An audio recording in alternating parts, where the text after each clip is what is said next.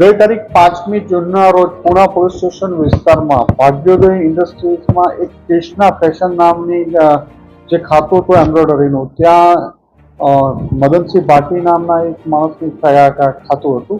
આ ખાતામાં સવારના 12:30 આસપાસ એમનો જૂના કારીગર દિલીપસિંહ અર્જુનસિંહ એક અજાણ્યા માણસને લાવી અને 4 જેટલા રાઉન્ડ ફાયર કર્યા છે અલગ અલગ જગ્યા ઉપર, અને એ ત્યાંથી કામ કરતા કારીગરોના ફોન અને રોકડ 300 રૂપિયાની લૂંટ કરી તોડફોડ ઓફિસમાં કરી અને દિલીપસિંહ અને બંને અજાણ્યા ઇસમો ત્યાંથી ભાગી જાય છે.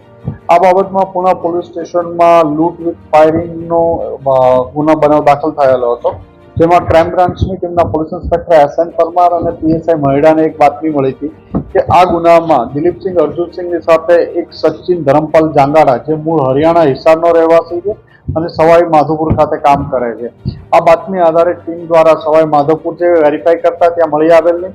વધુ આ બાબતમાં તપાસમાં હતા દિલ્હી ખાતેથી ગુડગાંવ હરિયાણાથી સચિન ઉર્ફે ધરમપાલ જંગાડા મળી આવ્યો.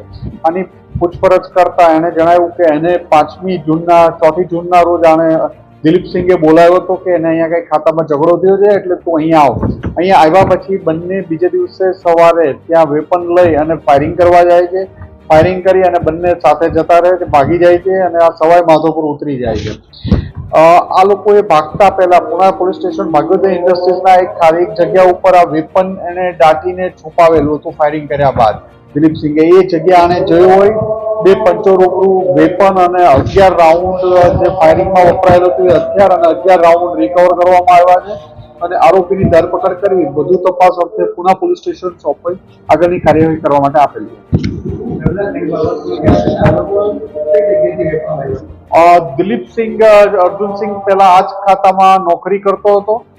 એને નોકરીમાંથી એની વારંવાર ઝઘડો કરવાની અને દારૂ પીવાની આદતના હિસાબે એના ખાતાના માલિક મદનસિંહ ભાટીએ એને નોકરીમાંથી કાઢી મૂક્યો હતો.